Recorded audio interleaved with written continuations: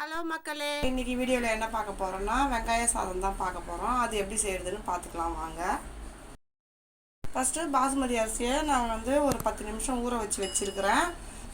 ஊற வச்சு கழுவி வச்சுருக்கிறேன். அதை இதில் போட்டுக்கலாம். நம்ம சாதமாக தான் வடித்து எடுத்துக்க போகிறோம். அதை 1 கிளாஸ் அரிசி நான் இதில் போட்டதுனால 2 கிளாஸ் தண்ணி நான் இதில் ஊற்றிக்கிறேன். நான்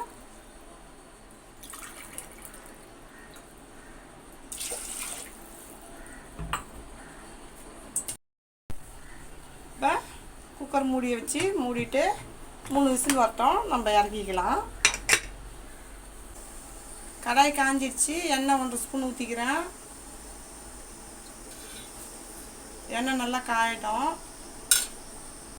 காஞ்சிடுச்சு. ஜீரகம் போட்டுக்கலாம்.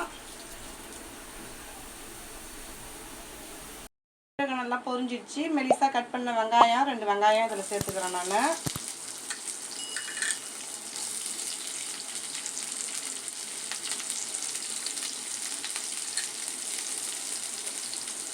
இதை நல்லா வதக்கிடுங்க.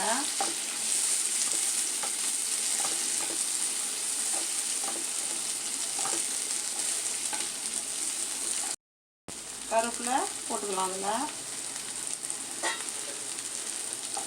இதையும் சேர்த்து நல்லா வதக்கிக்கலாம்.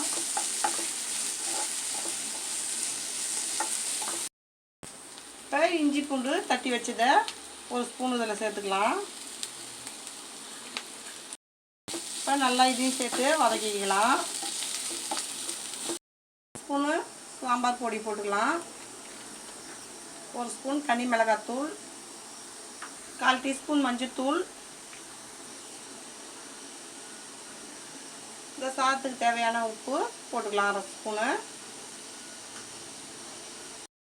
நல்லா கிளறிக்கலாம்.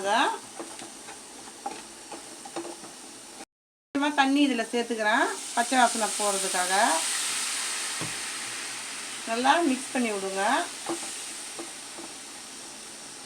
கொஞ்சம் கட்டியானோடனே நம்ம சாதம் போட்டு கிளறிக்கலாம்.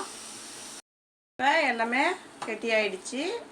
இப்போ நம்ம சாதத்தை போட்டுக்கலாம். அதில் பாருங்கள், நல்லா உதிரியாக சாதம் சூப்பராக இருக்குது.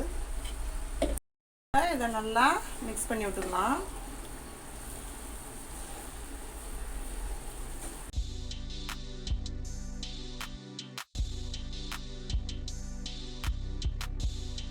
கடைசியாக மல்லித்தழை இதில் நம்ம சேர்த்துக்கலாம். நம்மளுடைய வெங்காய சாதம் சூப்பராக ரெடி ஆகிடுச்சு. இங்கே பாருங்கள், இதை ஒரு பிளேட்டுக்கு மாற்றிக்கிறேன். நான்